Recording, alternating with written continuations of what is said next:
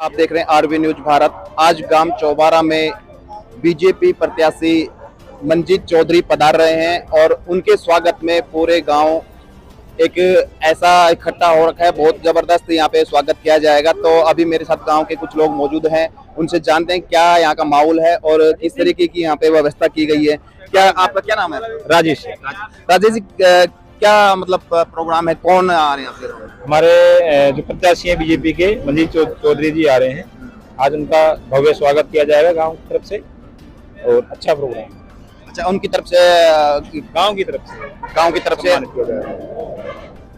गांव में माहौल बहुत अच्छा है। सारा भाजपा में गांव हो गया। आज आप जहां भी देख रहे हैं सभी बीजेपी का जय जयकार हो रहा है और यहाँ बहुत अच्छी व्यवस्था की गई है ट्रैक्टरों के द्वारा और यहाँ डीजे के द्वारा, और काफी संख्या में यहाँ ग्रामीण आगवानी के लिए खड़े हुए हैं। मंजीत जी को आपके गांव से कितना समर्थन मिल पाएगा, क्या विश्वास है? देखिए, भाजपा का सदैव ही ये गांव गढ़ रहा है और ये भी कहा जाता है कि चौबारा में जब जब ऐसा स्वागत या बढ़िया तरीके से, अच्छे तरीके से जब जब किसी कैंडिडेट का इन्होंने स्वागत किया है तो ये एक शायद इसको शगुन मानो या एक बहुत अच्छा लक्षण मानो। उसी पार्टी की हमेशा विजय रही है। देखा जा रहा है कि पूरे गांव वाले सभी इकट्ठे हो रहे हैं त्योहार की तरह। अभी मेरे साथ गांव के कुछ और भी लोग मौजूद हैं, उनसे ही बातचीत करेंगे। मंजीत चौधरी आपके गांव में आ रहे हैं, कैसा माहौल लगा रहे हैं? गांव में बहुत अच्छा माहौल है। मंजीत चौधरी यहाँ से काफी हद में वोट प्राप्त करेंगे और गांव में मंजीत का ही माहौल है, क्योंकि ललित के साथ जो समर्थक हैं उनकी अभी बीते दिनों देखा कि गुंडागर्दी भी कर रहे थे गांव में, एक बुजुर्ग को भी पीटा है उन समर्थकों ने, तो इससे और गांव में भी बहुत आक्रोश पैदा हुआ है।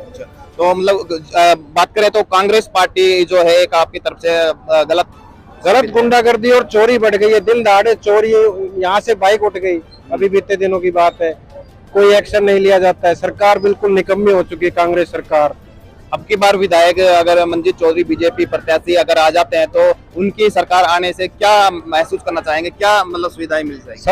सबसे बड़ी बात तो सुरक्षा, अपने गांव में और सुरक्षा हो। और बीजेपी के मंजीत जी के पास तो हम कभी भी जाके बोल सकते कि हमें ये चीज की वो है। अब ललित के पास जाएं तो उससे पहले उसके 60 समर्थकों से बात करनी पड़ेगी, जब हमें उनसे रूबरू होना पड़ेगा। अभी चुनावी माहौल चल रहा है, तो क्या कहना चाहेंगे आप यहाँ के सरकार के बारे में? सरकार तो कांग्रेस की थी, इसमें क्या कहना है? क्या कौन सी सरकार पे आप विश्वास जताते हो कि कौन सी सरकार आपका वोट बन गया, आपको किसको समर्थन करना है? भाई हमारा समर्थन बीजेपी पर, बीजेपी की सरकार बन रही है, तो आंकड़े निकल के आ रहे हैं बीजेपी की सरकार बन रही है। आपको कौन विश्वास है बीजेपी सरकार तो जो कमियां हैं वो दूर कर देगी? हाँ बिल्कुल करेगी। बीजेपी को कितना समर्थन नजर आ रहा है आपको मुंडावर क्षेत्र में? मुंडावर में भाई 80-90%। आप क्या बताना चाहेंगे? मुंडावर में बीजेपी की सरकार आ रही है। कांग्रेस का जो प्रत्याशी है फिलहाल वो बहुत ही भ्रष्टाचारी है। इनसे भी उन्होंने खुद के क्षेत्र का जो सबसे बड़ा हॉस्पिटल है शाजापुर का सरकारी, उसमें उसने डॉक्टर को धमकाया, उसका एक गुंडा है घाट का रोड को। अभी हमारे साथ है युवा स्टूडेंट जो कुछ समस्याएं हैं स्कूल को लेकर के, पढ़ाई को लेकर वो कुछ बताना चाहते हैं। क्या नाम आपका? सुमित चौहान। सुमित जी, क्या आपको ऐसा लगा कि जो आप कैमरे पे बोलना चाह रहे हैं कि कुछ पेपर लीक के बारे में? इस सरकार ने ऐसा कोई एग्जाम नहीं छोड़ा जो लीक न हुआ हो। इसी सरकार में कम से कम 17 पेपर लीक हुए और ऐसे 1000 स्टूडेंट है मेरे जैसे जो घर से सुबह 6 बजे निकलते थे, एग्जाम देने पहुंचते थे, एग्जाम दे के बाहर भी नहीं निकलते, उससे पहले पता चल जाता था एग्जाम लीक हो गया है। वो बेचारे निराश घर पे आते थे, फिर 6 महीने 1 साल तैयारी करते, नई भर्ती आती, उसका पेपर लीक हो जाता।